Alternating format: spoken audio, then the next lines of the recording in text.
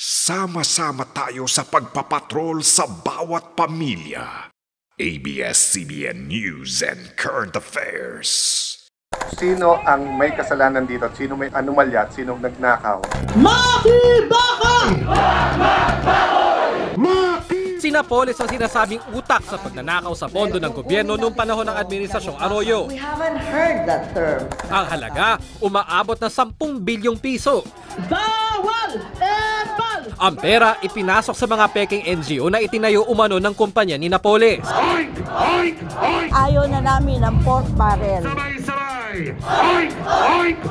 Kababuyan na lang talaga na yung mga kongresista, yung mga senador, pinipilit na kailangan nila to. Abolish the pork barrel system and rechannel the fund to basic social services. Tama na! Sobra na! Bakit ba tayo ay naghihirap habang ang iba'y nagpapasarap? Wala po na nanggaling sa gobyerno ni Piso. Lahat po yan ay hanap buhay namin galing sa aming pinaghirapan. For the very first time, ngayon daw lang naging magkaibigan ng buhaya at baboy. 10 million ang reward for information leading to the arrest of Mr. Napoles. Pasado alas 9:30 ng gabi, personal na humarap at sumuko si Napoles kay Pangulong Aquino. Isiwalat niya lahat ng kanyang nalalaman na mapanagot kung sinong dapat na managot. Giit ng palasyo, hindi binigyan ng special treatment. Hawak na ng gobyerno ang pinagbibintangang 10 billion peso pork scam artist na si Janet Lim Napoles. Pero ang galit ng bayan hindi humuhupa. Lahat naghihintay ng kanyang ikakanta. Atin din pong damahin ang tibok ng puso ng ating bayan. Mula sa mga disipulo ng simbahan hanggang sa alagad ng entertainment, bugbog sarado si Napoles at mga kasabwat. Sa lahat sa inyo na may kinalaman sa mga bagay na ito, ang kakapal ng mukha ninyo. Pero may mas malaki at mas kasuklam-suklam daw na scam kaysa sa pork ala Napoles. Lumalabas maging small time si Napoles. 85 billion na na-corner, nakuha, nadekwat, nanakaw, kinulimbat sa pakikipagsabwatan kasama na ang korte, kasama na ang mga tao sa pamahalaan. It is a robbery against the interest of the coconut farmers. Yung coconut levy is a racket.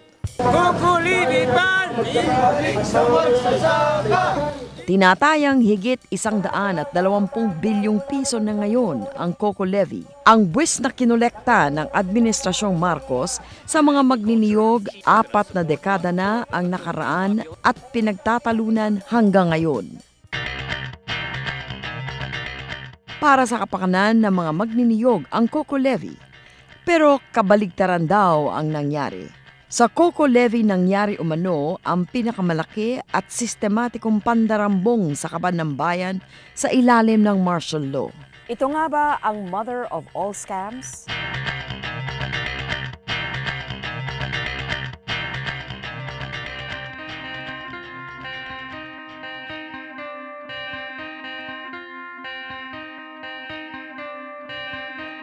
Ang dami nito. Nawala na nga yung iba. At tinapong ko na at sabi ko, wala palang kwenta naman ito. Ay, hindi ko alam kung bakit meron nila. Parang ito ay, sabi kung sa kun ay nila'y chiki. Ay, ari yung sa kukupa din. United Coconut Plant Bank. Beneficiary din isa. Naninilaw at medyo malutong na ang mga stock certificates at kupon o Coco Levy Fund receipts na ipinakita sa amin ni Lola Rosing. Remembrance daw ito ng pinaghirapan nilang mag-asawa bilang magniniyog. May 50 taon na raw silang kasal. Ito naman, para daw pagka kami namatay, may matatanggap kami. Ay, nung ito ibigay sa amin, 5,000. Pero ngayon sabi 10,000 na. Pero meron nakakakuha nga nito. Mula pagkabata, ang mundo ni Lola Rosing ay umikot lang sa industriya ng niyog dito sa probinsya ng Quezon. Siya daw ang nag-iipon, nag-iitsa, nagbibiyak at nagtataob ng niyog. Sa niyugan na rin niya nakilala ang asawa na nagtatapas at naghahakot naman ng niyog. Mahirap daw ang buhay ng mga katulad nilang maliliit na magniniyog. Malayo itong kalye. Nasa sa gubat kami.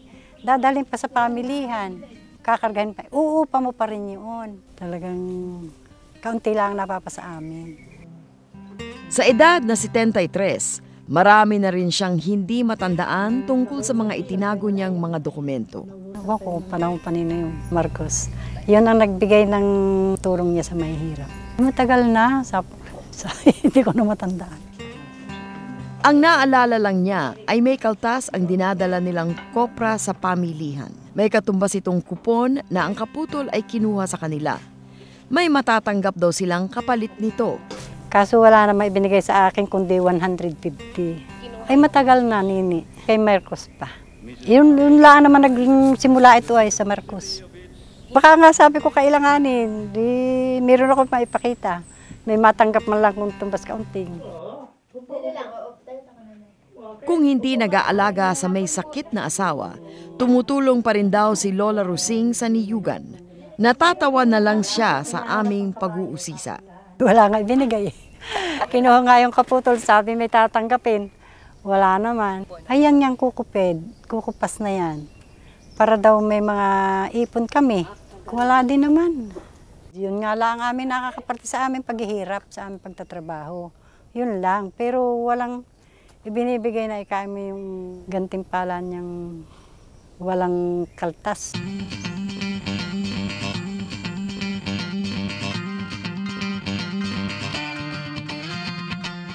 Dito sa probinsya ng Quezon, matatagpuan ang pinakamalawak na mga nyugan sa buong bansa.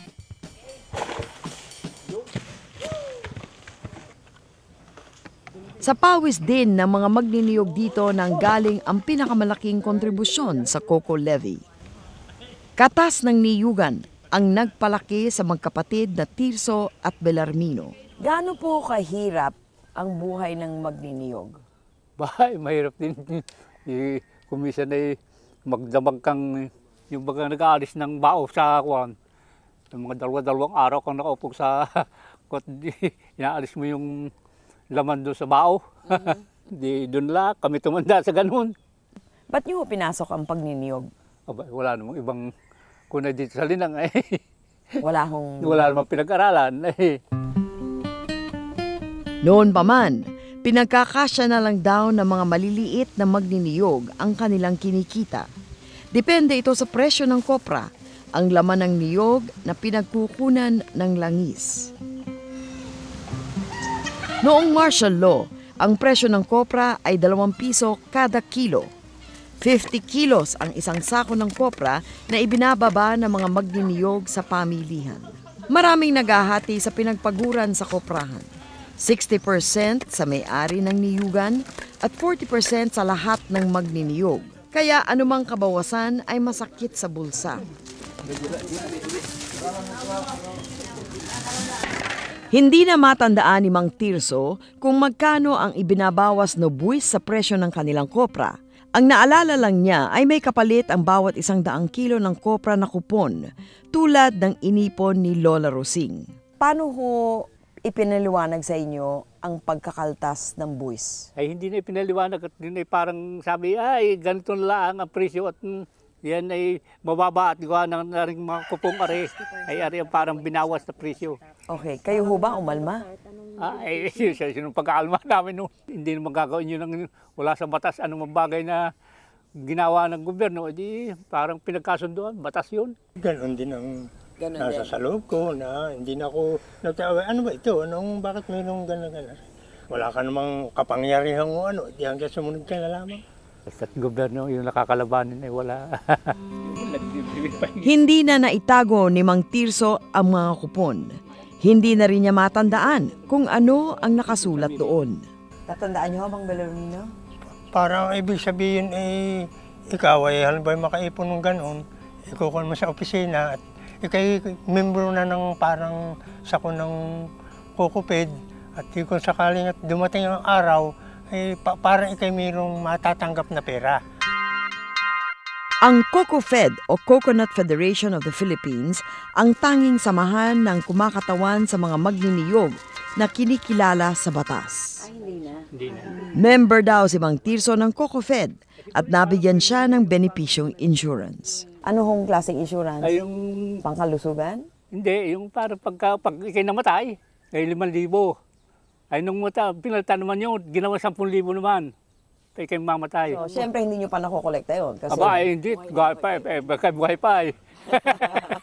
Ayun lang ang tatanda kong benepisyo ng amin. Pero si Mang Belarmino, 3 beses daw may natanggap na pera kapalit ng resibo ng Coco Levy. Una yata 500, sumunod 700, tapos 500 uli. Kaya nga lang, nawala na yung resibong yun.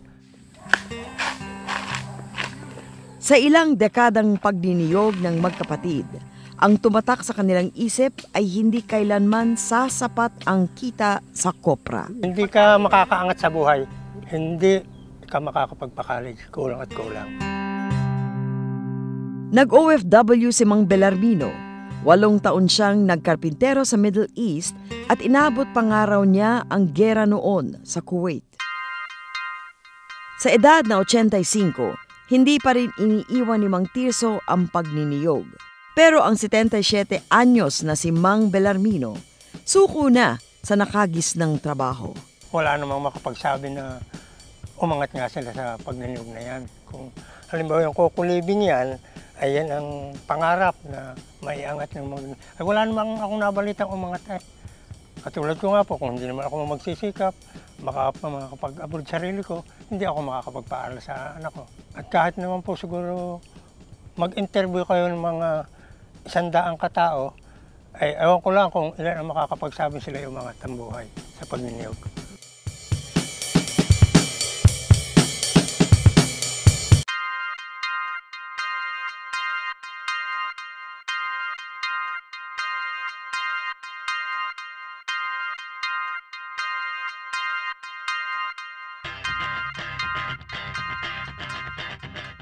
Parang isang napakasamang biro ng mapaglarong tadhana ang buhay ng mga maliliit na magniniyog. Sa 80 probinsya ng Pilipinas, 68 ang may niyugan. Niyog ang #1 agricultural export at top dollar earner ng Pilipinas. Ang nasa likod ng ilang dekadang record na ito ay 3.5 milyong magniniyog at ang kanilang pamilya. Tinatayang 20 hanggang 25% ng ating populasyon. Pero ang kanilang kontribusyon sa ekonomiya mukhang hindi nila natitikman. Ang mga magniniyog ay itinuturing na poorest of the poor o pinakamahirap sa dilang mahirap. Ang kinikita nila ay mula 25 hanggang 40 pesos kada araw. Para tulungan at iangat umano ang kabuhayan ng mga magniniyog, 2 klase ng buwis ang ipinataw sa industriya noong panahon ni Pangulong Marcos. Ang una ay ang Coconut Investment Fund o Coco Fund Levy na ipinatupad noong 1971 hanggang 1981. Ito po ay nagpataw ng 55 centavos lamang kada 100 kilo ng kopra na iyong ibebenta. Gusto lamang nila makalikom ng mga 100 million pesos upang magtayo ng isang CIC, isang korporasyon na pag-aari ng mga magniniyog. So, kukolektahin po ito sa 10 taon or less, basta pag nakalikom na ng 100 million, tapos na po yun. Ang buwis na kinakaltas ay may kapalit na Coco Fund Levy receipt mula sa Philippine Coconut Authority. Ang kupon na ikinikwento ni na Lola Rusing, Mang Tirso at Mang Belarmino. Kailangan irehistro ng mga magniniyog ang resibo sa pambayang chapter ng CocoFed para mai-record. Ito ang katibayan ng kanilang pagmamay-ari ng itatayong Coconut Investment Company. I have proclaimed martial law in accordance with the powers vested in the President by the Constitution of the Philippines. Martial law na at isang presidential decree ang nag-utos ng kontrobersyal na pangalawang buwis. Tinawag itong Coconut Consumer Stabilization Fund o CCSF. Layunin nitong suportahan at proteksyonan ang industriya ng niyog sa malikot na presyuhan sa international market. Domestic consumption of coconut products. Kasi tumaas bigla yung presyo ng copra or coconut na siguro 5 times. If you will not subsidize the domestic consumption, the millers exporters might export all and nothing will be left behind. Tayong number 1 coconut producer, exporter in the world, tayong walang kakainin na.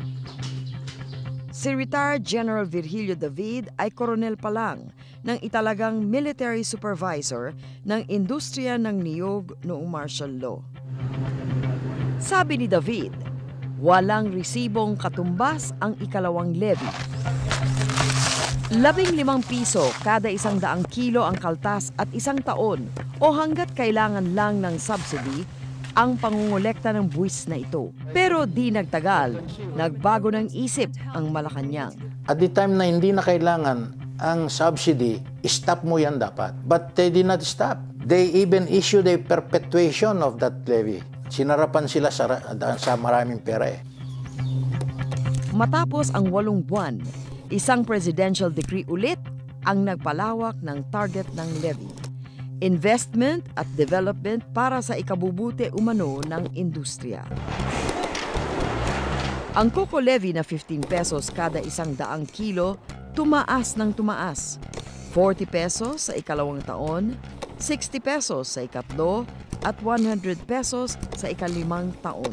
The coconut product may something like 200 pesos per 100 kilos. If you impose a levy of 100, you are getting 1/2 of the value. Correct. So mamumulubi ang pinanggagalingan mo. Okay. At ito ay walang resibo. Ang alam lang nila, ang buyer is only buying at 100. Hindi nila alam, kaya 100, kasi kinukuha ng gobyerno yung isang 100. Hindi nila alam yan, pero yung Cocoped alam yan. Crony capitalism became... Sa bisa ng iba't ibang presidential decrees ni Marcos, 9 na taong kinolekta ang ikalawang levy na umabot ng higit 9 na bilyong piso.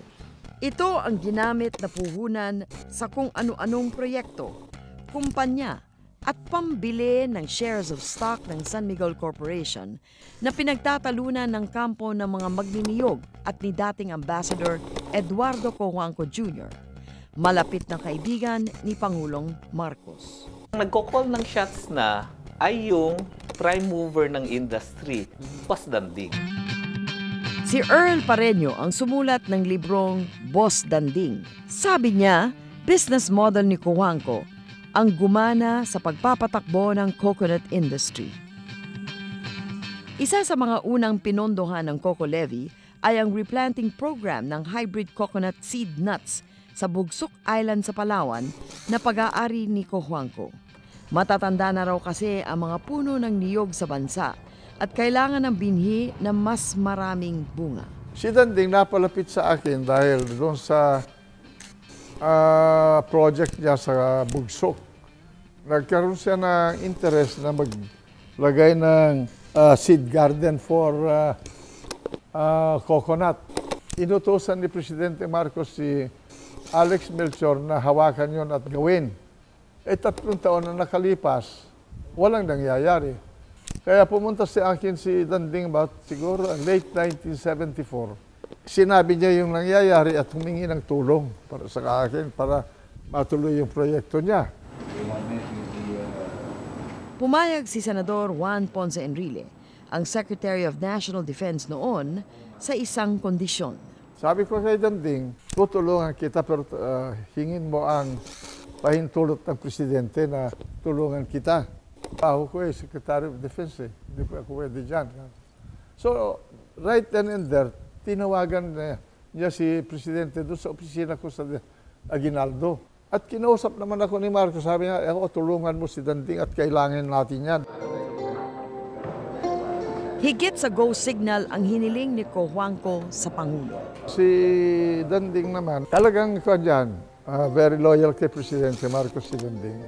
Kaibigan niya talaga. Dahil nga, siya ang tao ni Marcos sa Tarlac, sa Central Luzon. Hiniling niya kay Presidente Marcos na i-appoint ako concurrently as chairman of the Philippine Coconut Authority para lang masubaybayan ko yung project na yon. In the meantime, gumawa kami ng batas for the seed garden. Sinuportahan ko ng pera na galing sa coconut levy yan. Ang pagtatag daw ng United Coconut Planters Bank o UCPB ang sumunod na hakbang. Kailangan daw ng mga magniniyog ang isang bangko para naman bigyan ng permanenteng solusyon ang problema sa paghahanap ng puhunan. Habang ginagawa ko yung seed garden ni Danding, nabanggit niya sa akin na meron siyang option to buy yung bangko ng kanyang tiyuhin. Sabi ko, gusto kong gumawa ng bangko para sa mga coconut farmers. Isang presidential decree ulit ang pinirmahan ni Marcos. Inutusan niya ang Philippine Coconut Authority na gamitin ang Coco Levy para bilhin ang First United Bank, ang bangko ng tiyuhin ni Cojuangco na ama ni dating Pangulong Cory Aquino. Yun ang first contact ni Danding na substantial contact niya sa industry. Natayo yung United Coconut Planters Bank. Siya ang naging president, ako naging chairman ng bangko na yun. Nung maitayo yung bangko, ilinipat ko ngayon lahat ng deposito ng coconut levy from the PNB to the United Coconut Planters Bank. Ang mga sumunod pang investment ng Coco Levy ay mas nagpahigpit daw ng hawak ni Cojuangco sa industriya ng niyog. Yung coconut monopoly, binili nila yung ibang mga millers into one and organized as what you called Unicom. Yung hindi nasama ron pero kontrolado rin nila. He is the head of all the oil mills put together as one. Kung sinasabi niyo po na si Marcos nag-PD, naggumawa ng mga presidential decree patungkol sa coconut industry, bakit ho naman gagawin ni Marcos yan? Yun ang hinihingi nila Danding Cojuangco. O bakit ho naman makapangyarihan si Danding Cojuangco na pwedeng hingin yun? When you say Marcos cronies, Marcos and cronies, sila Danding Cojuangco yan. If he needs a presidential decree to do it, he gets it. And as it is evidenced by the happening in the coconut industry at that time. Nabahala sa nangyayari sa industriya ng niyog, ang numero unong mamimili ng ating kopra, ang Amerika.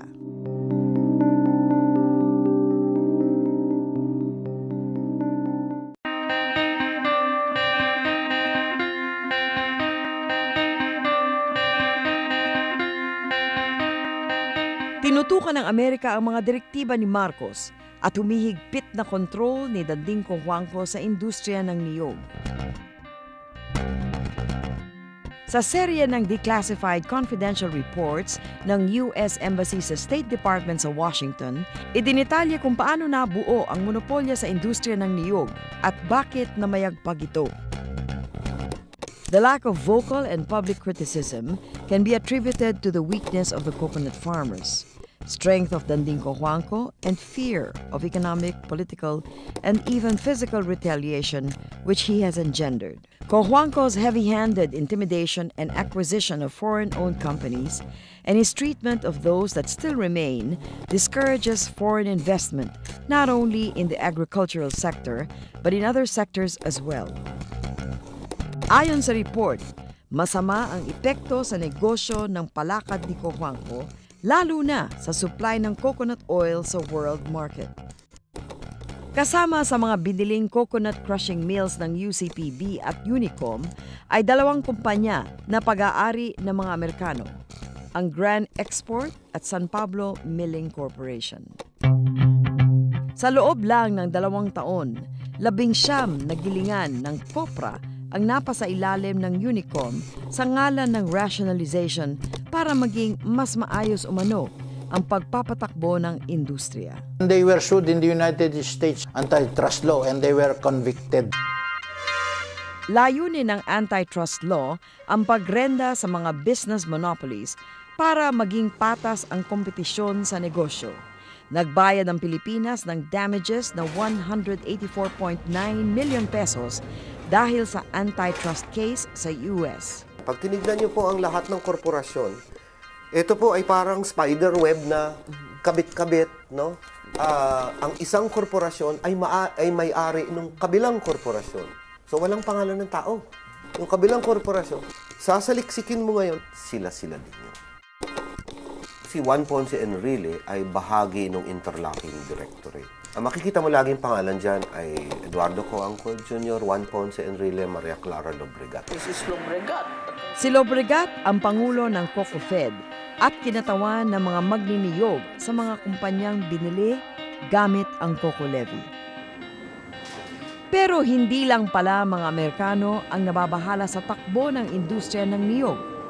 Ayon sa mga dokumento ng State Department, ito ang isa sa ugat ng matinding iringan ni na Enrile at dating Philippine Ambassador to the U.S. Benjamin Romualdez, kapatid ni First Lady Imelda Marcos. Inamin nito ni Enrile na nagsabing kinumpronta siya at si Cojuangco ni First Lady noong magkasama-sama sila sa state visit ni Marcos sa Washington. Sinasabi niya, kayo pinagbibintangan na kumikita dyan sa coconut levy at nasisira ang ser ninyo. Ma'am, kako, wala kaming ginikita dyan. Ginagawa lang namin yung utos ni Presidente. Ito si Danding, napasama lang sa akin dahil nga tinulungan ko siya at utos naman ni Presidente yun.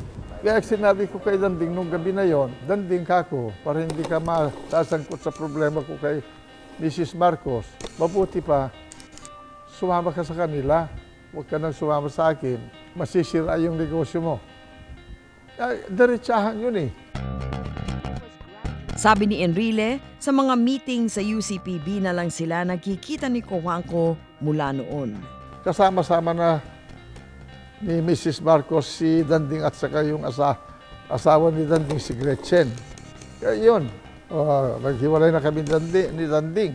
Pero kaibigan ko pa rin si Danding noon. Sa kabila ng mga alingas-ngas, naalagaan mabuti ng mga presidential decrees ang COCO levy.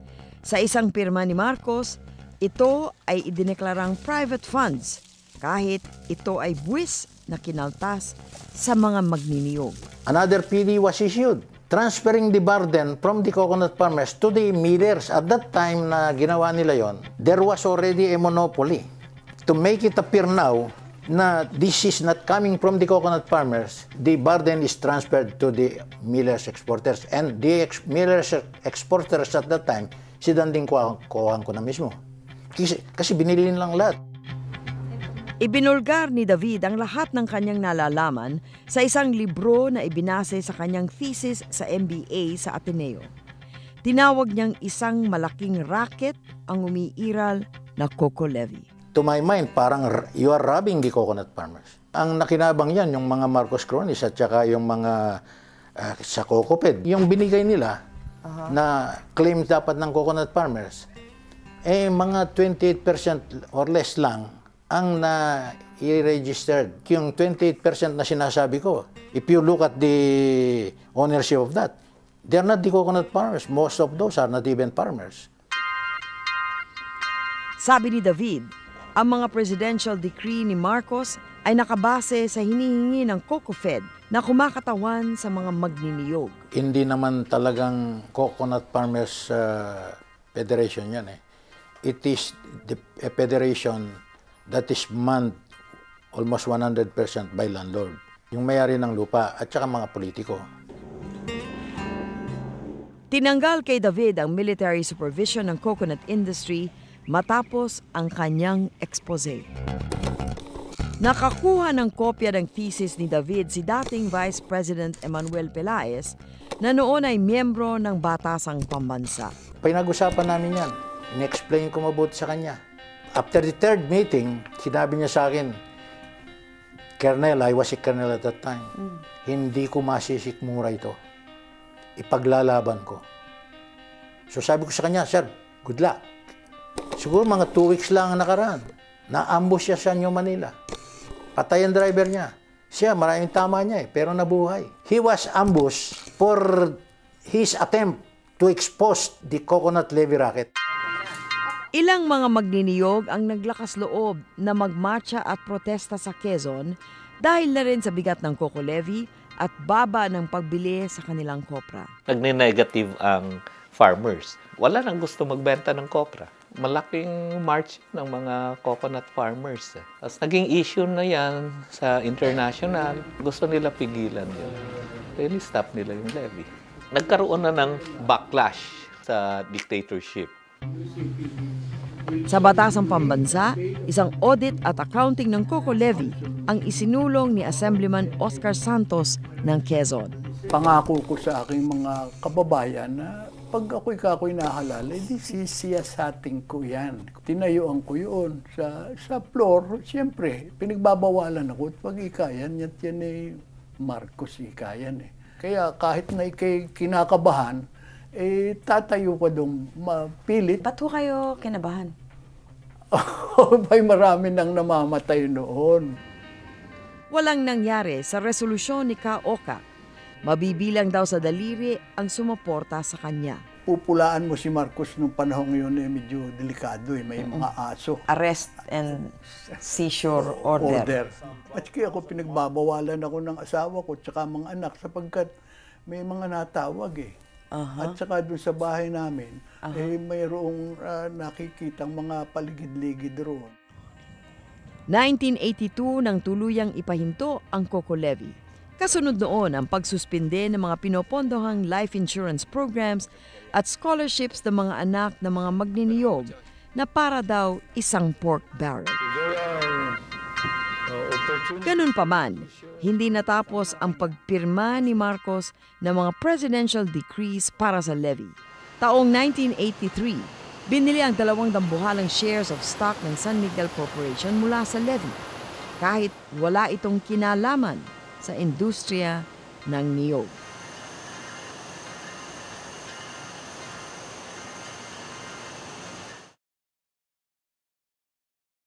Fulfill my duty as President of the Philippines. That same night, the people stormed the presidential palace. Sa pagputok ng EDSA Revolution at paglayas ng mga Marcos sa Malacanang, nabuko kung saan-saan napunta ang Coco Levy.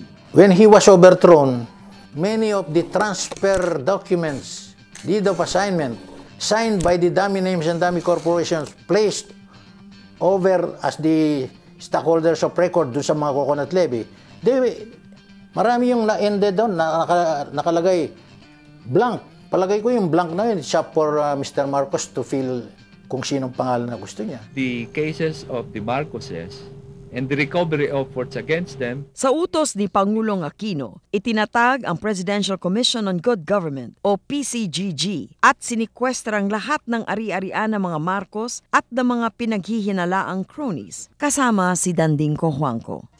PCGG ang namahala sa mga sinikwester kabilang ang UCPB, Unicom at San Miguel. Itinalaga ni Pangulong Aquino si Ka Oka na chairman ng Philippine Coconut Authority. Ang mandato is to promote the interests of the coconut farmers. Pinilit kong ma-audit yung levy. Yung first and last audit took place during my term as PCA chairman. Binusisi ang record ng Coco Levy ng mahigit 20 mga accountant at abogado na pinamunuan ni dating Vice President Teofisto Ginggona, ang chairman ng Commission on Audit noon. Napag-alaman na umabot sa 9.695 bilyong piso ang nakukolektang buwis sa mga magniniyog. Ganito kakapal yung report nila. Lumabas na nga yung mga irregularities, abuso. Malaki raw ang nalaspag at maraming pinagkagastosan ang Coco Levy na hindi dapat. Kabilang dito ang Coconut Palace, Tahanang Maharlika Building, 1972 Miss Universe Pageant, World Chess Championship, Cultural Center of the Philippines, CocoFed, damages sa antitrust case sa California at Bugsok Hybrid Farm Development. Napagsamantalahan daw ang Coco Levy sa Bugsok Farm Seed Garden Project. 900 million pesos ang halaga ng kontrata sa pagitan ng UCPB at Agricultural Industries Incorporated. Half was to be paid to start up the project, so 450 million. And Bugsok Farm was to deliver to UCPB, I think, some 60 million seed nuts. In the event, sabi nung contract, that UCPB stops ordering the seed nuts from Bugsok, the contract would have been deemed consummated. After 2 years, tumigil ho ang UCPB to order. So binayaran niya ng buo na lang si Bugsok Farm. All of these lands now. Ang presidente ho at manager ng UCPB, ang pangalan ay Eduardo Danding Coangco. At ang may-ari ho ng Agricultural Industries Incorporated, ang pangalan din ho ay Eduardo Coangco Jr. So gumawa siya ng kontrata sa sarili niya, pinutol niya para mabayaran na ng buo. Parang hindi talaga tama yun. Sa audit, lumabas na kahit COCO levy ang ginamit sa pagbili ng UCPB, ang pagmamay-ari ng 77.9% ng bangko ay nasa pangalan ng 5 tao at 6 na korporasyon lamang. Sa UCPB, galing ang ipinambili na kontrobersyal na 51% shares ng San Miguel Corporation. Nahahati sa 2 bloke ang 51% shares. Ang isang bloke ng shares, 20% ng San Miguel, ay nasa pangalan ni Cojuangco. Binili ito sa halagang 374 million pesos na inutang sa UCPB. Ang ikalawang bloke, 31% ng San Miguel, ay nagkakahalagang 1.656 billion pesos. Utang rin sa UCPB ang pinambili rito. 14 na holding companies ang lumabas na bumili ng shares. Ang 31% ng San Miguel shares ay nahati, isang 27% at isang 4%. Matapos subukin ng mga Soriano na bilhin ulit ang bloke ng shares sa halagang 3.3 billion pesos. Nagsampa ng kaso ang PCGG laban kay Cojuangco at ibang mga personalidad na may kinalaman sa COCO levy.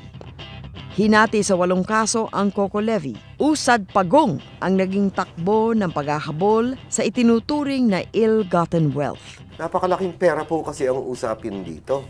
Kaya minsan, pagka ang administrasyon natin ay nagbabago-bago din ang posisyon, ano? Maraming salamat po at magtulungan tayong lahat. Pagbaba ni Ginang Aquino sa Malacanang, si Pangulong Ramos naman ang nag-issue ng executive order na public fund ang buwis na kinaltas sa mga magniniyog noong martial law. Inappoint ni Ramos si David bilang chairman ng Philippine Coconut Authority. Ang unang ginawa talaga niya, umikot siya sa buong Pilipinas, lalo na sa Visayas, Mindanao, in-explain niya itong levy, etc. Kailangan ma-recover natin yan, etc. At marami siya na-mobilize doon. Nakatulong doon sa pag-intindi ano talaga yung problema sa coconut industry at saka problema doon sa levy.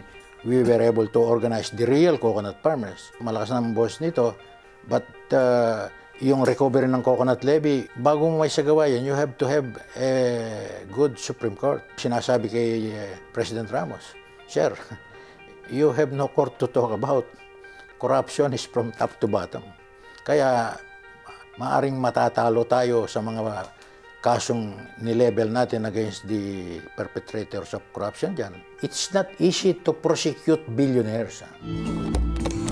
Kwento ni David na imbitahan siya minsan na ipaliwanag kay Chief Justice Andres Narvasa kung ano ang nangyari sa COCO levy. May nakapagsabi raw sa kanyang hiniling ni Vice President Joseph Estrada na i-freeze o huwag muna desisyonan ang mga kaso. Sinabi ko kay Ramos yun. Sabi siya, kaya pala hindi lumalakad yung mga kaso dati.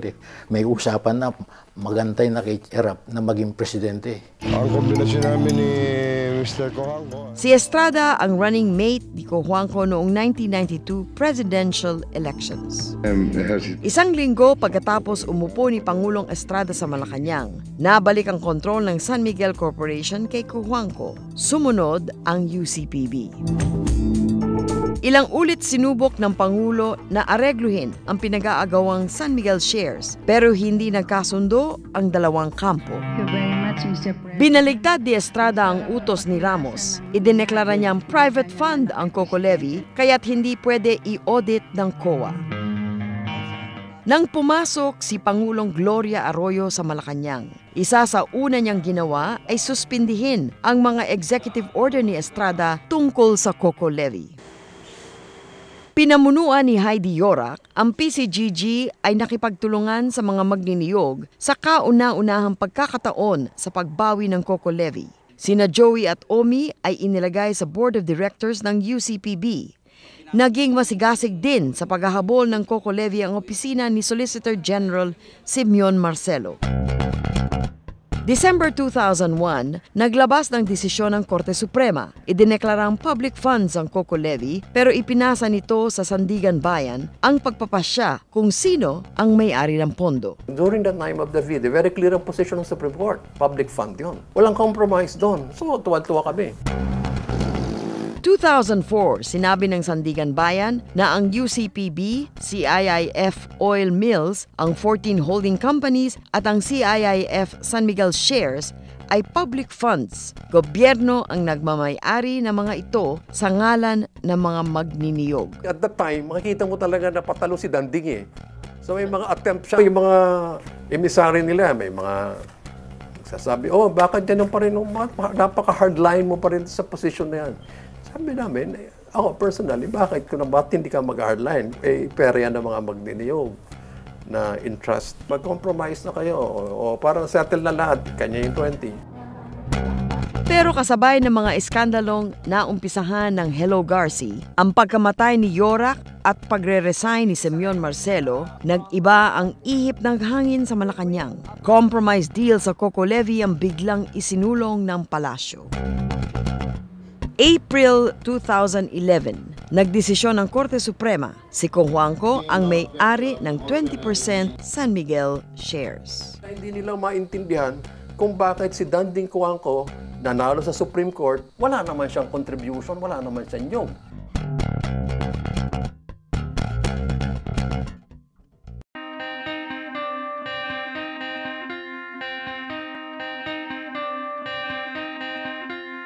Hindi po ako abogado, hindi po ako spokesman.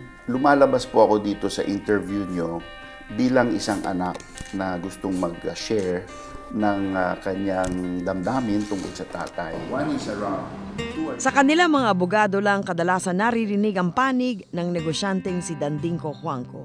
Allergic daw sa media ang sinasabing numero 1 crony ni Marcos. Unfair po ang pagtingin ng iba kasi minahal ng tatay ko ang kanyang bansa. Inais niyang makatulong sa mga mahirap, lalo na magsasaka. Ang laki ng nagawa niya na hindi po na-appreciate ng mga tao. Ano po yung mga hindi tama? Na ninakaw niya.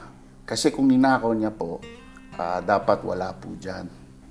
Pero nakikita niyo naman nandyan lahat.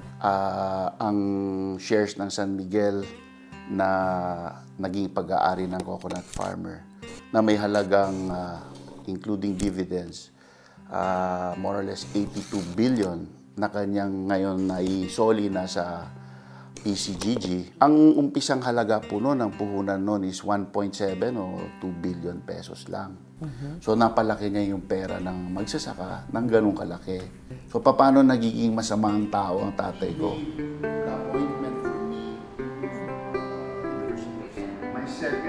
Dating congressman ng Pangasinan, si Marcos Juan Bruno Cojuangco o Mark ay ang panganay na lalaking anak ni Danding Cojuangco.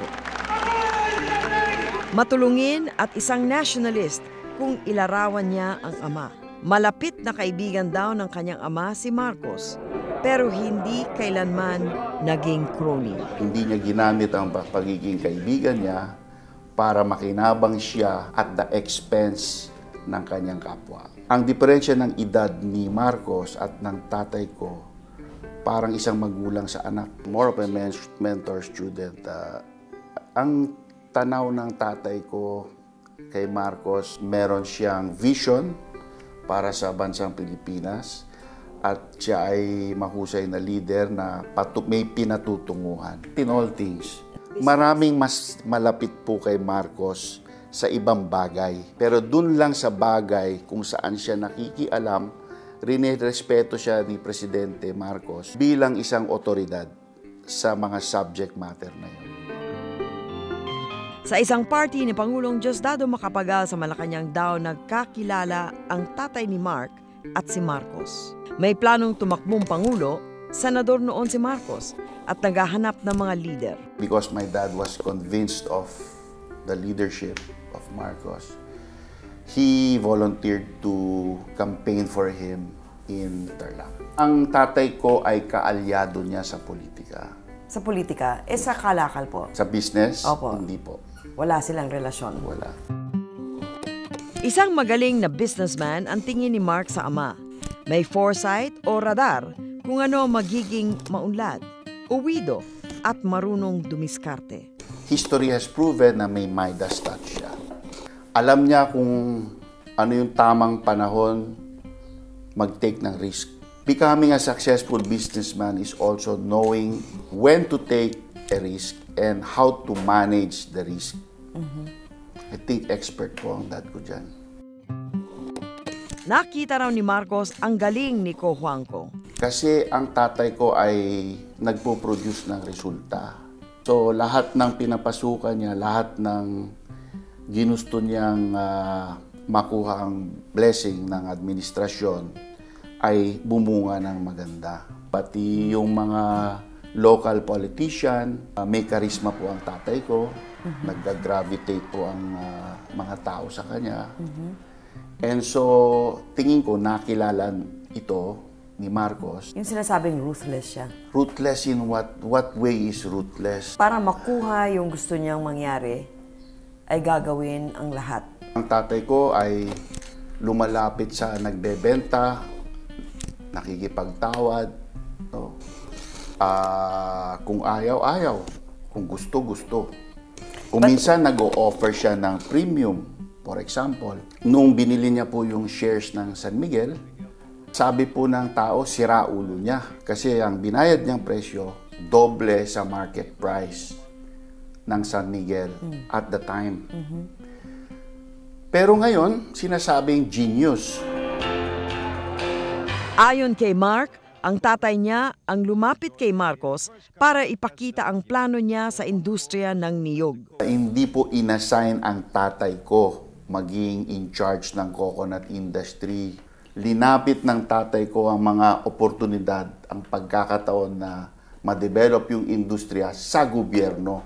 A business model which evolved over time. But I said that from the very beginning. Ang ideya raw ni Ko Juanco ay pagsama-samahin ang mga big players at bilhin ang mga naluluging coconut oil mills para magkaroon ng isang bagong industriya na maka-Filipino. Naggrupo sila and they decided to make a contribution to a kitty that would develop the coconut industry. Kinuwento niya yan kay Marco, sabi niya, teka muna, dapat yan, isabatas yan, na ilagay natin na for the benefit, maging opisyal na for the benefit of the coconut farmers.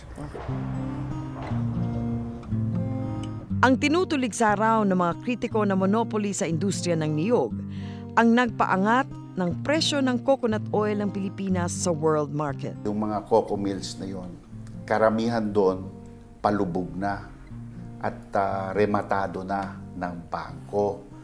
So, in a way, na-rescue din ng tatay ko ang banking industry at that time, yung kapital na nanggagaling sa 11 nagtulong-tulong na korporasyon. Kumbaga, magiging bad debts yun ng banking industry, hindi na naging bad debts. Parang binili yung patay. At binuhay. Pero naging monopoliya ang coconut industry. Katulad ngayon, sa telecom, halos ganun din naman. Ang Seed Garden Project sa Bugsok Island ay naging unang daan sa pagpasok ni Ko Juanco sa industriya ng niyog. This was no simple. Sa kwento ni Mark, naudlot ang proyekto sa kalagitnaan ng implementasyon dahil kumontra si First Lady Imelda Marcos. Kasi ang gusto po ng kalat ng tatay ko noon, yung MAWA hybrid. Hindi po nagustuhan ni Imelda ang itsura ng MAWA dahil pandak daw. Kahit malakas bumunga, hindi daw maganda tignan. So, binanatan yung replanting program. Kaya ultimately, nawala. Ngayon, ang mga nagpapaugong sa media laban sa tatay ko, grupo ni Imelda. Mahal daw ni Ko Juanco ang pagsasaka, kaya't gusto niya ito umunlad. Ang tingin ng tatay ko, partners niya ang coconut farmer. Ang pakiramdam ng tatay ko, kung kasama niyang kasosyo ang coconut farmer at yayaman sila kasama niya. Ang kalaban po natin sa aming pananaw ay ang dayuhan na gustong makinabang sa Philippine coconut industry at sila ang yumaman sa value added dun sa mga bansa nila. Ganun po ang pananaw ng isang nasyonalista. Pero ibang-iba sa pangkaraniwang definisyon ng magniniyog ang pananaw ng mga Cojuangco. Ano ba ang definition po ng coconut farmer? Kami po, ang definition po ang alam kong definition ng coconut farmer, yung siyang nagmay-ari ng lupa, yung namuhunan, magtanim ng nyog, yung nagbabayad ng realty tax doon sa lupang yon.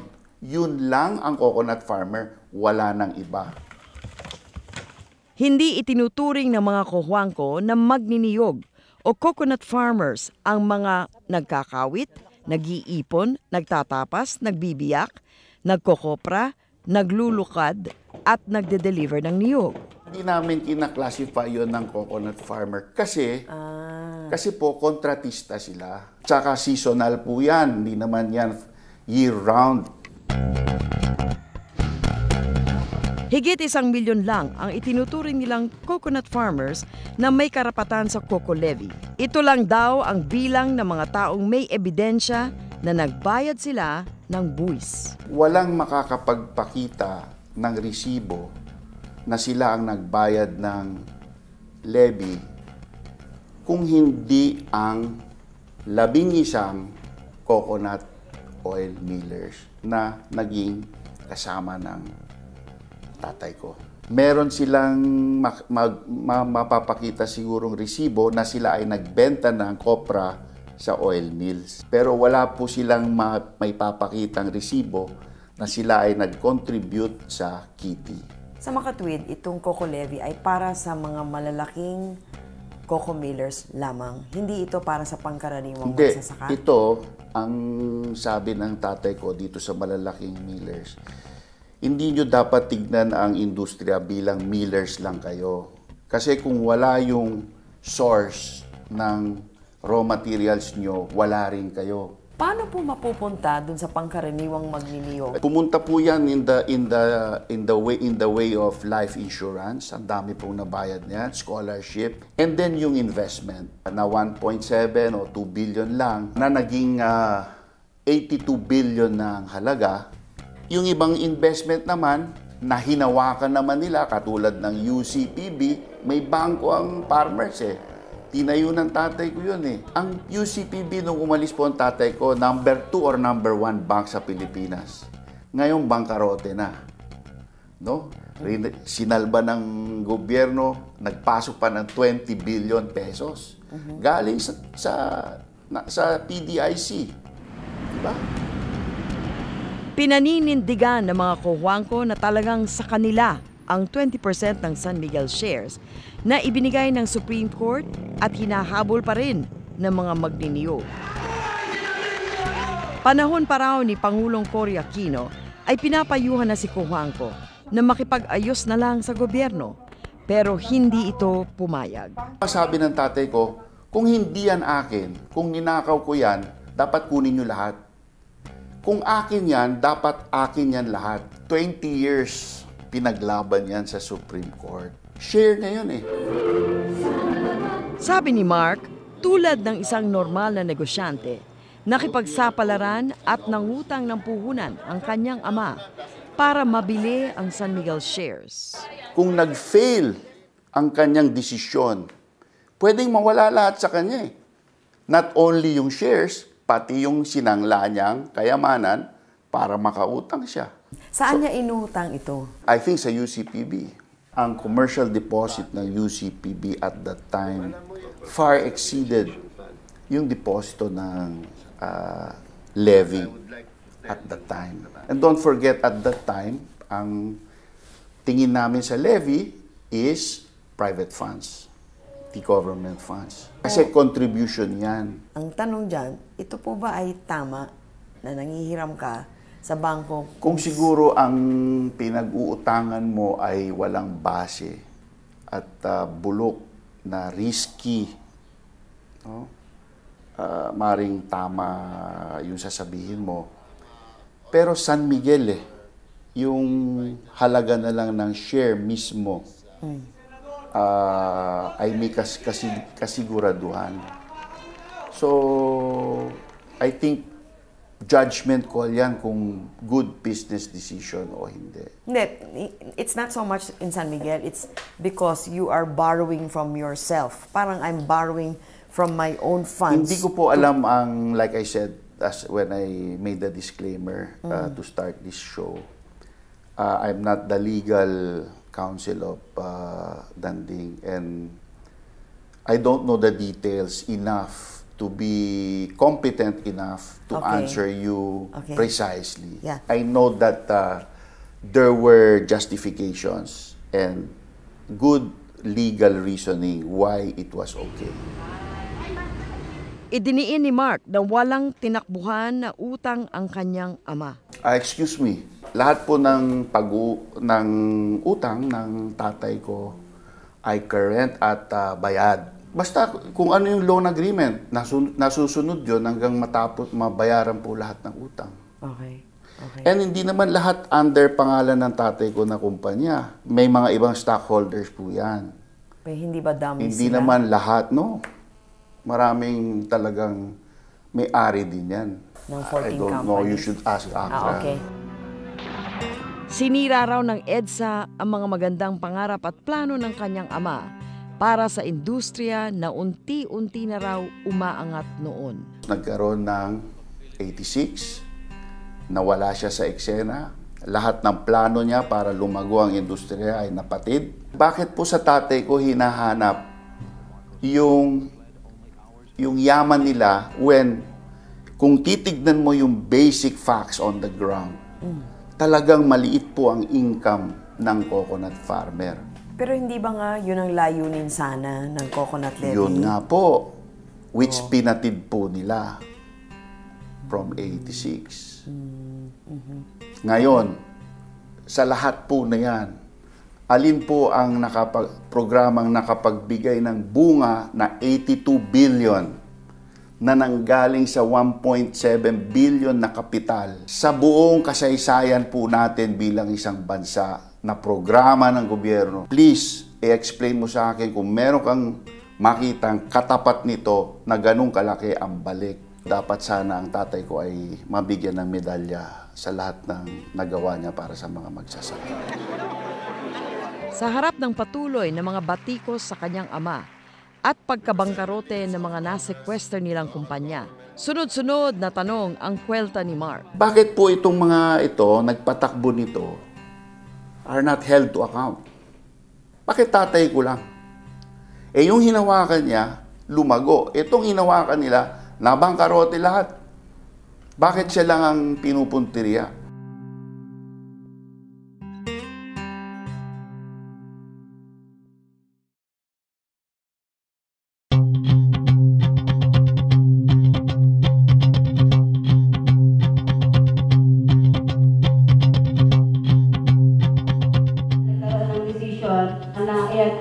pag-aari ni Danding. Pero ang tingin namin sa aming sektor ay hindi yan makatotohanan at pinipilit namin ilaban pa rin yan. Kahit na TKO na sa Korte Suprema noong April 2011, hinding-hindi raw isusuko ng mga magniniyog ang kabuuan ng Coco Levy Funds. Habulin pa namin ang 20% na hawak ni Danding ngayon. Kasi tingin namin, hindi sa kanya yan.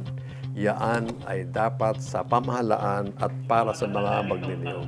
Yan ay umabot ng, sa ngayong computation is 58 billion. Kailanman ay hindi pwedeng maging kay Danding Coangco dahil hindi siya magniniyog. Isang panibagong maniobra ang ikinakasan ng mga magniniyog. Impeachment complaint laban kay Associate Justice Lucas Bersamin. Hindi lang niya ang sambayan ng Pilipino. Kaya po ng desisyonan na pabot kay Danding Coangco ang 20% ay sinasabi ni Bersamin. Hindi daw po inggating will yung Coco Levy. We have to move this case forward. Si Bersamin ang ponente ng desisyon na nagdeklarang kay dating Ambassador Eduardo Coangco Jr. ang 20% ng San Miguel Corporation. Di raw napatunayan ng gobyerno na si Danding Cojuangco ay crony ng dating Pangulong Marcos. At dahil hindi napatunayan yan, hindi rin napapatunayan na ang perang ginamit niya pangbili ng San Miguel shares ay ill-gotten wealth. Ang pangunahing sandigan ng desisyon nito ay nagsasabi, wala daw existing definition ng ill-gotten wealth. Pero hindi naman ho totoo na walang definisyon yung ill-gotten. Ayon kay Bersamin, kahit inamin ng kampo ni Cojuangco sa pre-trial brief na ang pinambili ng San Miguel shares ay utang sa CIIF Oil Mills at UCPB, kailangan pa rin itong patunayan. Ang nakasaad sa pre-trial brief ay proposed evidence raw lamang at hindi tiyak na pag-amin ng nasasaktan. Dagdag pa ni Bersamin, kung totoo mang nangutang si Cojuangco sa UCPB sa panahong siya ay opisyal ng bangko, hindi pa rin mapapawalang bisa ang transaksyon kahit labag ito sa DOSRI. Napaparusahan lang ang opisyal ng bangko na responsable sa transaksyon. Sa banking law, ang DOSRI o Directors, Officers, Stockholders, and their related interests ay nagbibigay ng limitasyon sa halaga ng maaaring utangin o garantiyahan ng mga opisyal ng bangko.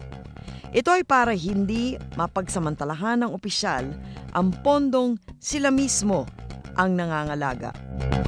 Sa ilalim daw ng batas, ang perang inutang ay pag-aari ng taong umutang at ang responsibilidad ng nangutang ay magbayad at hindi isauli ang inutang. Hindi ka dapat umutang ng ganong kalaking halaga.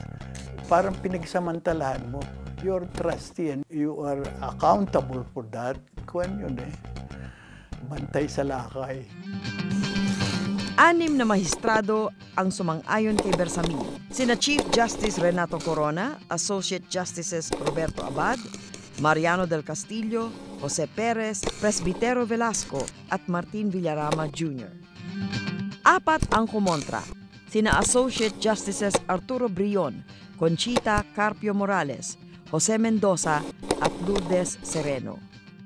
Sa kanyang dissenting opinion, tinawag ni Justice Carpio Morales ang kasalukuyang ombudsman na biggest joke to hit the century ang katwiran ng mayorya na hindi napatunayan na close si Cojuangco kay Marcos. Ayon kay Morales, ang laman ng pre-trial brief ay maituturing ng pag-amin at hindi na kailangan ng ebidensya. Hindi naman pumabor sa mayorya si Associate Justice Brion dahil naging pabaya daw ang abogado ng gobyerno sa paghawak ng kaso. Dahil dito, nawala ng gobyerno ng halos 85 bilyong piso ang halaga ng San Miguel shares noon. 4 ang nag-inhibit o hindi nakisali. Sina Associate Justices Antonio Carpio, Eduardo Nachura, Diosdado Peralta at Teresita de Castro. Ginagawan kay Danding Cojuangco para sa kanyang walang humpay na pagpapanghirap sa mga magsasaka magniniyog ng Pilipinas. Kumbinsido ang mga magniniyog na walang bisa ang desisyon ng korte. Hindi dapat manatili sa ating law books yung sa mga desisyon ng Korte Suprema sapagkat lubos na walang katarungan yun. 3 beses inapela ng PCGG at magniniyog ang ponente ni Bersamin, pero ibinasura ito ng Korte Suprema. Walang nagawa ang mga magniniyog kundi sumugod sa Padre Faura. 8 araw yun, naglakad ang mga 180 coconut farmers, may mga babae, karami lalaki. Yun ay 180 kilometers na lakad sa initan, sa arawan, palto, sakit, na nanindigan kaming kung maaari naman kayong mga maestrado. Pansinin naman ninyo dito itong mga kababayan nating ito. Nakatagdang kumatok ang mga kinatawan ng maliliit na magniniyog sa pintuan ng mga Diyos ng Padre Faura para muling buksan ang kaso ng San Miguel shares na napunta kay Cojuangco. Hinahabol namin niya bago mag-September 21 dahil ang September 21 ay may kaugnayan sa diktadurang Marcos. Ang levy is directly related kay Marcos, directly related kay Danding Cojuangco. May nakikitang pag-asa ang mga magniniyog sa bagong komposisyon ng Korte Suprema. Ang boto pabor kay Cojuangco ay nalagasan na. Na-impeach na si Chief Justice Corona, si Justice Abad ay nakatakdang magretiro sa susunod na taon, si Bersamin naman ay hihilingin at inaasahang mag-i-inhibit sakaling magkaroon ng panibagong pagdinig.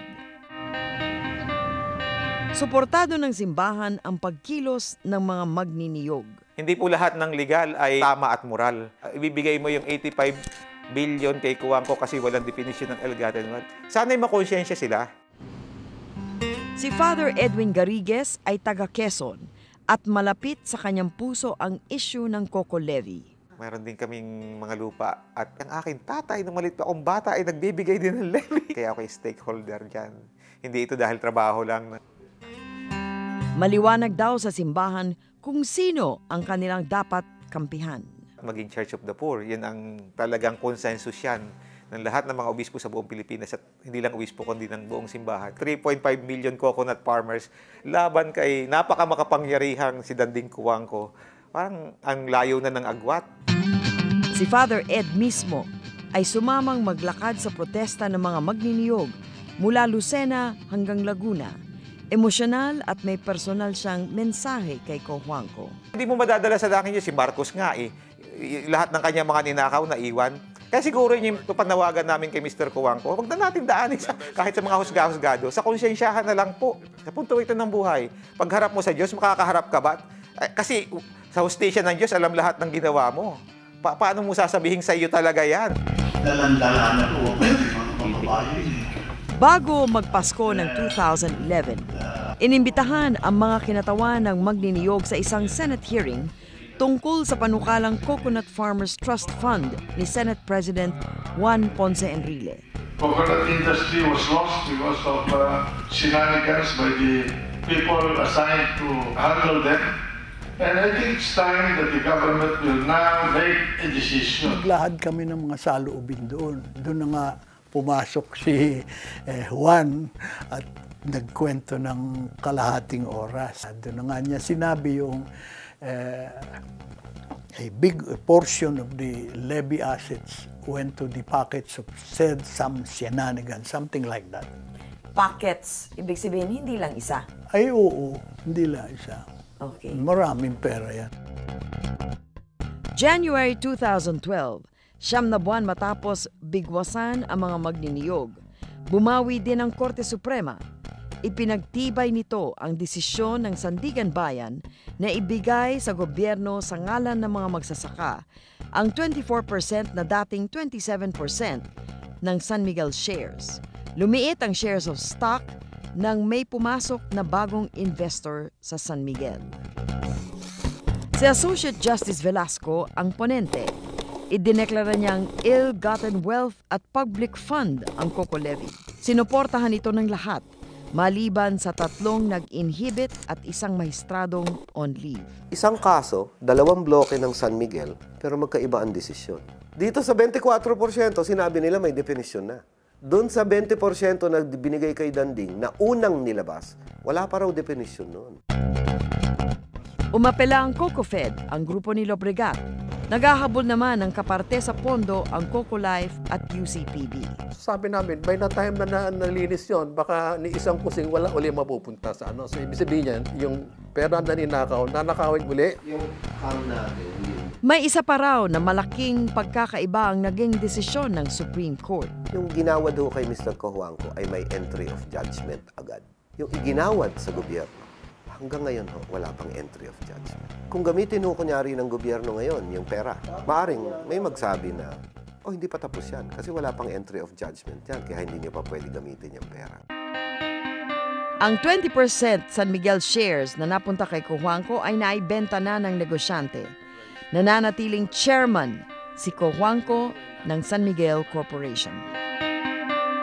Ang 24% San Miguel shares naman na tinatayang 70 billion pesos ngayon ay maaari lang gamitin ng gobyerno para sa kapakanan ng mga magniniyog at ng industriya. 56 billion pesos po ay nasa National Treasury. Samantalang ang natitirang balanse, hindi namin alam kung bakit nakahiwalay at hawak-hawak, nakadeposito sa United Coconut Planters Bank. Ang problema doon sa 70 billion, siyempre maraming umaasa na ngayon.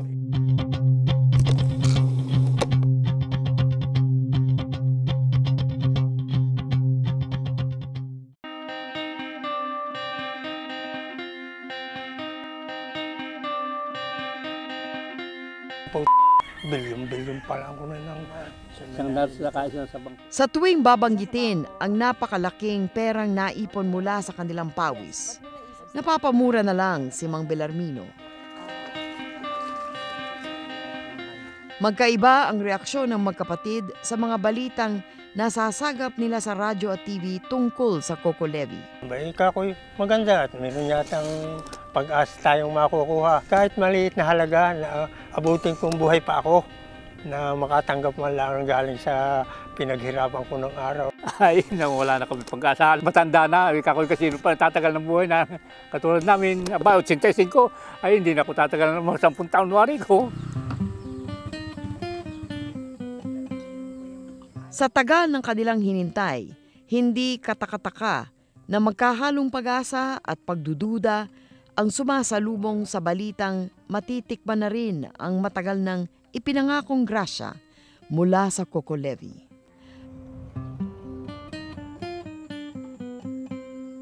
Patay na ang marami sa mga nagkontribusyon sa pondong hanggang ngayon ay pinagtatalunan sa korte. Pero ang kanilang mga kamag-anak, kahit paano, umaasa pa rin.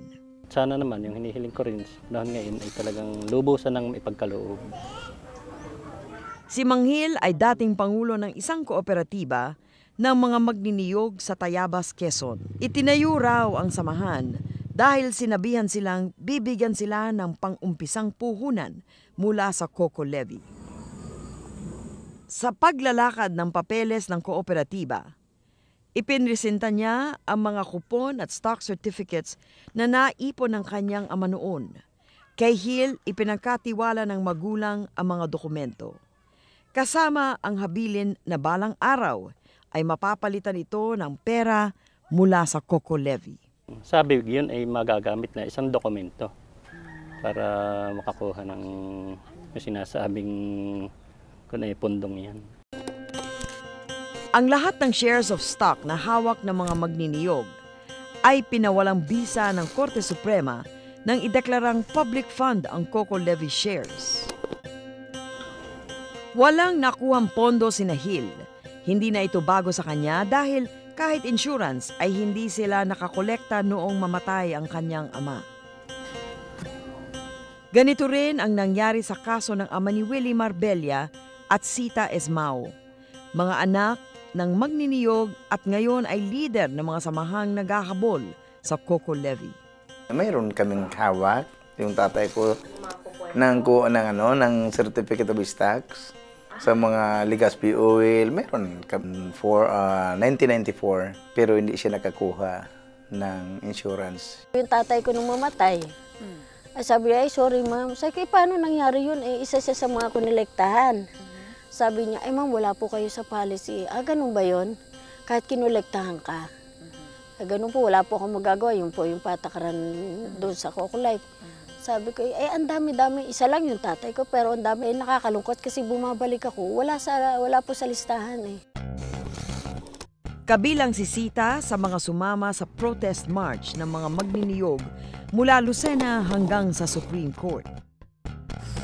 Naging aktibo si Sita sa halos lahat ng pagkilos mula nang malantad ang nangyari sa Coco Levy noong 1986. Nagpakalbo kami, naglakad. Maraming mga ginawang activity, may mga kubagay dialogue, mga forum, lahat ng paraan na mapayapa ay ginawa namin. At nung paglalakad po namin nagpakalbo, naglakad 2 beses, Lucena to hanggang Manila. At nagingay po kami, pumunta po kami sa Supreme Court, dinala po namin yung panawagan, kasama po kami doon. At marami pang ibang magniniyog. Lumabas po yung 24%. Bata pa raw siya ay tumutulong na siya sa niyugan at nag-uusisa sa kanyang ina kung ano ang mga iba't ibang kulay na kupon na kanilang iniipon. Hindi raw maliwanag sa kanyang mga magulang kung ano at para saan talaga ito. May nakalagay na 5 pesos, 10 pesos, iba-ibang kulay. Yung sulong po namin, halos puno na yun dahil sa tagal na ng kolekta po ay nagkalat minsan na doon sa drawer, minsan po yung mga nasa sulok-sulok ng bahay. Noong una po, tinatanong ko kay inay, sabi ko, inay, bakit po kayo may mga ganito? Yan daw ay, yan daw ay, bandang huli, yan daw ay pwedeng bilihin. Hindi naman po nabibili. Sabi ni Sita, naikwento ng kanyang mga magulang na minsan ay nagkaroon ng anunsyo tungkol sa isang buyback. Nabanggit sa declassified documents ng State Department ang tungkol dito. Again, after the issuance of UCPB shares to the farmers who had held on to the levy receipts, Cojuangco's men went through coconut-producing areas buying the UCPB shares at prices well below par value. Maliliit pong halaga, may 5 pesos, 10 pesos, 20 pesos. Ikaw po ba naman, kung malayo, ikaw po ba, marami na po silang naipon at malapit-lapit po sila sa, nadala nila doon. Sa kanyang pakikipaglaban, nakita ni Sita kung gaano kahalaga na maibalik ang Coco Levy sa mga magniniyog. Ako po isa sa mga contingent na pumunta po sa Lopez, Quezon. At para tingnan din yung iba pang magniniyog. Kami po yung nagulat kasi pinakita sa amin yung tagiliran niya na may hiwa. Nalaman namin marami pa doon ang nagbenta ng bato dahil po yung kanilang lupang sinasaka inasang lana, mailit na. So kailangan nilang sagipin at yun yung paraan. Ang problema nga na yung pagkatapos nun. Di ba mababawasan yung lakas nila. Siguro kung may mga suportawang serbisyo sa magniniyog, hindi naaabot sa ganon. Sa lahat ng magniniyog na nakausap namin, ay nagsasabing ang kanilang puhunan sa trabaho ay lakas ng katawan. Mula pagkakawit ng niyog hanggang pagkukopra, kakapurit naman ang dalang kita sa magniniyog. Yung pagkakawit na yun, ang lumalakad sa ngayon ay 60 pesos sa kada 100 niyog. Tapos yun din po pag-ipon at saka po yung pagbabalat. Tapos yun, hahakutin yun doon. Iipunin pa, pagbabalat, babalatan, tapos bibiyakin, lulutuin. Napakalinaw po na kung marami anyog, nasa 1 linggo ang proseso. One major issue connected to the corruption of past administrations is the infamous Coconut Levy Fund. Maituturing nga na napakagandang balita ang bilyong pisong Coco Levy Funds na sabi ng Supreme Court ay maaari lang gastusin para sa industriya ng niyog at magniniyog. Businessman Eduardo. Pero sa kasaysayan din ng paghahabol sa Coco Levy, nahati nito ang mga grupo ng magniniyog. Yung nakakalungkot nga po kasi sa ngayon po 10% lamang po yung organized group. At meron mga dito na kumbaga nakakalungkot sabihin na kumbaga panig pa kay Danding Cojuangco. Hindi naman talaga interest ng mga magsakasanyugan yung dala-dala na, kundi mga personal interest na. Ang iba dyan na naging board of director ng Land Bank, ng UCPB. Iilan din lang daw sa mga magniniyog ang talagang nakakaintindi sa issue. Pumunta ka nga sa ibang mga lugar, tatanungin mo, sige, sino po ba sa inyo dito ang may alam kung ano ang Coco Levy? Iba-iba ang gustong mangyari ng mga grupo ng magniniyog sa pondong mula sa Coco Levy. Ang position ng claim, the direct cash distribution through social benefits. Through pension, yung mga magsaka na mga matanda na, magpensyon, maglaan, halimbawa, maglaan kung ilang bilyon. Medical and hospitalization, maternity benefit, scholarship at education at mga livelihood. Yan yung sa direct cash distribution through social benefits. Ito raw ang gustong mangyari ng mga magsasaka na hindi nakikita ng ibang mga organisasyon.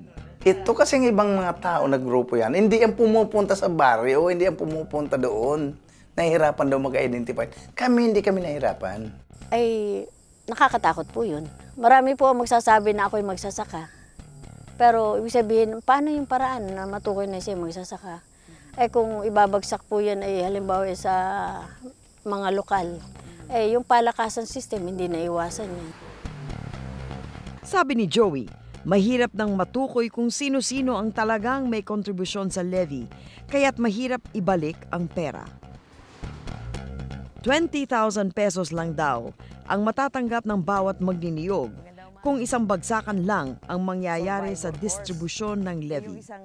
Isa pa, hindi rin ito ang utos ng Korte Suprema. Kung ang principal amount ay pangalagaan ho ng gobyerno at ang taunang interest lamang ay gamitin ng maliwanag, transparently, in consultation. Isang trust fund na pamamahalaan ng isang komisyon o komite na may partisipasyon ng mga magniniyog ang gustong mangyari nila Sita. Yung tubo lang nito, yun lang po ang munang gagamitin dahil batay po sa estimate ay nasa 3 billion pesos a year sa kada taon na pwedeng gamitin ito sa mga programa o proyekto. At ang makikinabang nito ay lahat ng mga magniniyog at dumidepende sa mga magniniyog. At para paunlad din po yung industriya nyo. Ibig sabihin nun, makakasigurado tayo na hindi mawawalwal. Hindi sang-ayon ang grupo nila Willie sa gustong mangyari nila Sita at Joey. Kung ikaw leader na magsasaka at mga magsaka sa nyugan ang interes ang dinadala mo, bakit ang gusto ninyo ay perpetual trust fund tulad ng posisyon ni Secretary Alcala? Masama yun. Pangmatagalan niya na ibibigay mo, ipapangasiwa mo, ipagkakitiwala mo sa isang gobyerno. Ang gobyerno natin bulok, magnanakaw. Sa pakikipag-ugnayan raw ng ilang grupo sa gobyerno nangyayari ang kuntsabahan ng mga tiwaling leader ng kilusan. Nakukuop, nagiging korap. Nagbabago ang setting ng utak. Kaya hindi kami dyan pumupunta. Sa ngayon, may isang pinagkakasunduan ang lahat ng mga grupo. Bantayan ng gobyerno at tiyakin na hindi manapoles ang nabawi nilang pera.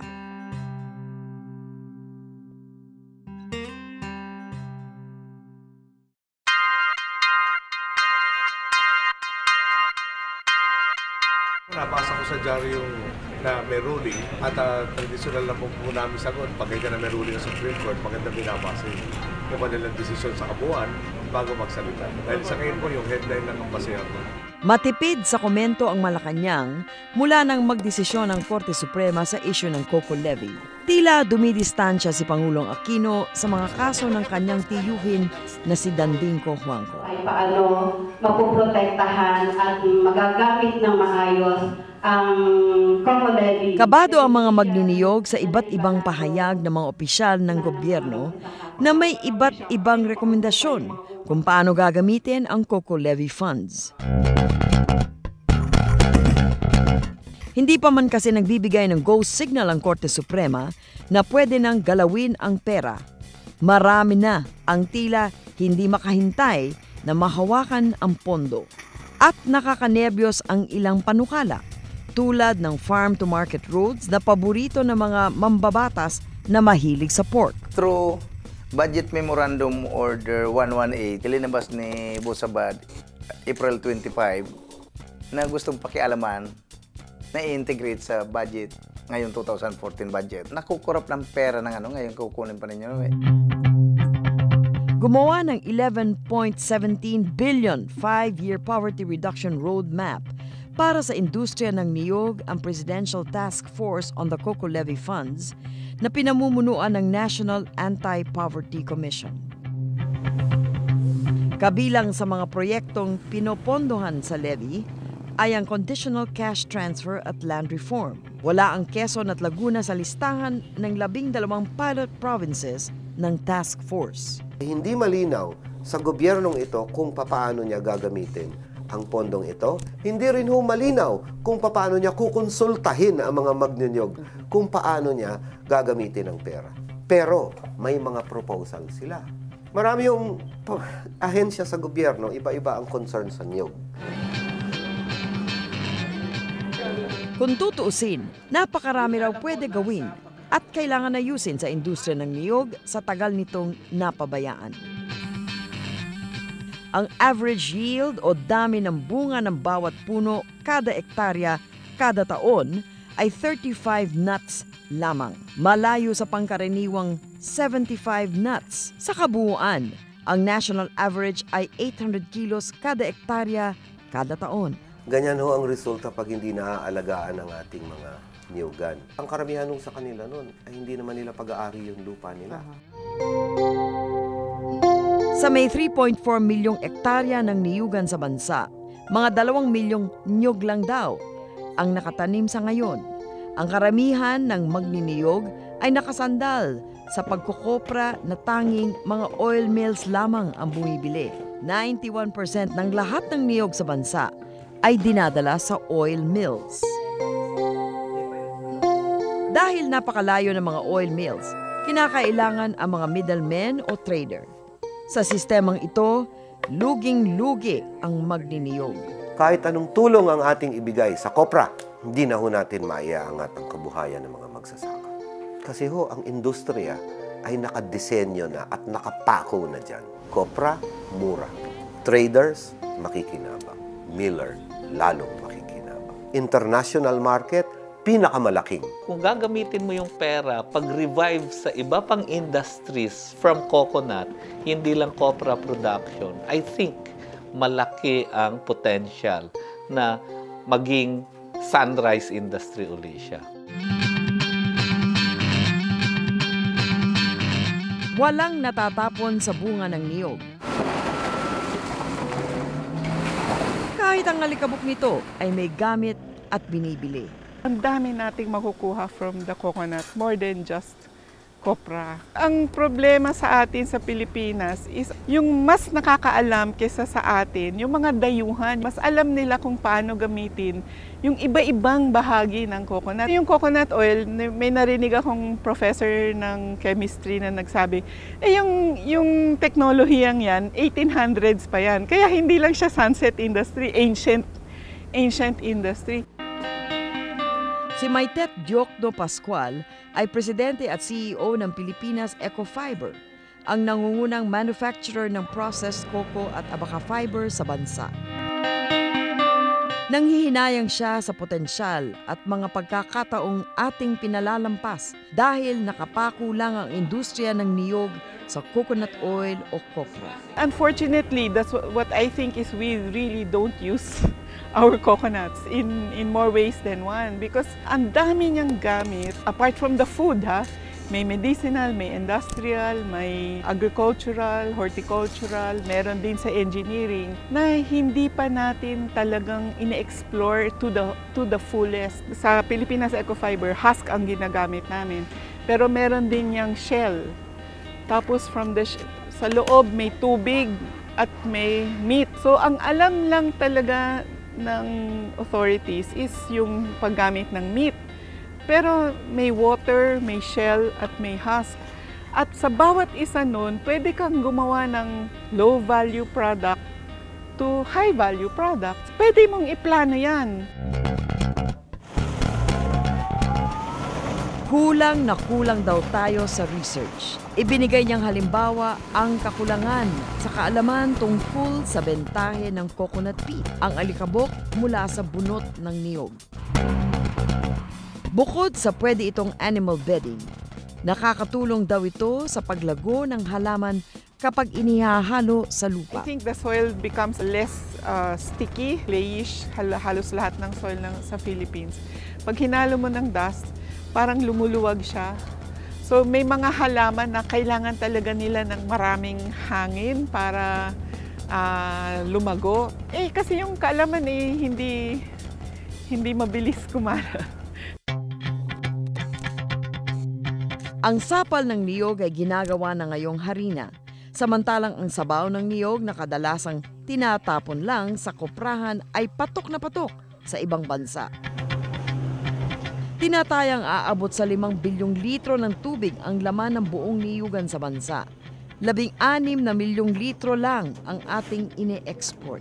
Totoo talaga siyang tree of life. Pero bakit kahirapan lang ang na idudulot niya sa mga ordinary na coconut farmers, I think we would be a far more progressive country na maraming hindi na kailangan magtrabaho sa ibang bansa kasi maraming industriyang mabubunga just from the coconut. Ang pagbawi sa Coco Levy ay isang panibagong pagkakataon daw para matulungan ng mga magniniyog, buhayin ang industriya at itama ang lahat ng mali. Ang coconut levy, yun ang motherable scam. Malaking pera dito na dapat tutukan ng government. Kaya walang rason kung bakit maghihirap pa yung mga magniniyog. Pero marami pang kailangan munang mangyari. Kailangan maintindihan nila ng mga magniniyog, ang buong mamayan. An informed citizenry is the foundation of good governance. Correct. Kung tulog ang mamamayan, ay tulog. Nadukutan. Karapatan natin malaman ang lahat ng transaksyon. Ang mayaman, ibalik sa bayan! Huwag magbaboy! Huwag magbaboy! Makibaka! Sa pagdaan ng panahon, paulit-ulit daw tayo nadudukutan dahil minsan, kahit alam natin, wala naman tayong pakialam. Ambunan lang ng kaunting grasya, ayos na. Paano tayo rin naman may kasalanan sapagkat tayo nag-aalal eh. Nadadama ng mamamayan ang kapalarang angkop lamang sa kanya. Pero wala na tayo sa panahon ni Marcos, di po ba? Eh oo nga, ang tao kasi marupok naman eh. Hindi, ang Pilipino hindi naman katulad ng South Koreans na may isang pagkakataon na yung may mga kaya i-donate nila yung kanilang mahalagang pag-aari para nga matulungang umangat ang pamahalaan ang bayan nila. Wala tayo nung ganun eh. Hindi pa tayo bansa eh. Kung sa ibang bansa ay nagpapakamatay daw ang mga naiiskandalo at nawawalan ng honor, dito sa atin, ang tawag sa kanila ay honorable. Ako hindi nagpapakilala ako yung naging congressman. Ikinahihiya nyo ba? Paano nga ganyan? Siyempre, ang alam ikaw na may naging congressman, hindi ikaw ay kasama dyan. Sa kanyang pakikibaka sa Coco Levy, loko-loko raw ang tingin ng mga tao sa kanya at kanyang mga kasama. Pero hindi niya makuhang bumitaw sa ilang dekadang laban. Hindi naman yung lamang pinag-uusapan dito, kundi katarungan. Mas mataas yun sapagkat yung pera ay nahahanap mo yun, nakikita mo yun. Hindi ho ba kayo nawawala ng gana na wala akong mangyayari dito, maski magsisigaw ka dyan? Umaabot dun sa ganun. Siyempre, tao naman din lang ako. Maski nga yung mga kasamahan ko, pamilya ko mismo, tigilan mo na yan. Pero, what keeps you going? Paniniwala. Na hindi tama ito eh. Bakit ba tayo'y naghihirap habang ang iba'y nagpapasarap? Kahit anong sikap hanggat may mga kurap na ambisyon sila ay crime. Kukurakot sila doon sa left, kukurakot din doon sa right. Ang dasal ko lang, bangungutin sila sunay. Kawatan ng money, money, money. Ay naku kayo'y huling, huling, huli. Mga ating isabi tigilan nyo na ang mag-siting-siting pagkat kayo na ay booking-booking. Huwag galit sa pera, baka kayo makarma. Laki na lang nagko-compromise, kahit gusto pa ng extra rice. Ang kita'y maliit, laging kapos sa budget, ako ay nabubwisit. Bakit ba tayo'y naghihirap habang iba'y nagpapasarap? Kahit anong sikap hanggat may mga kurap na ambisyon sila ay crime. Kukurakot sila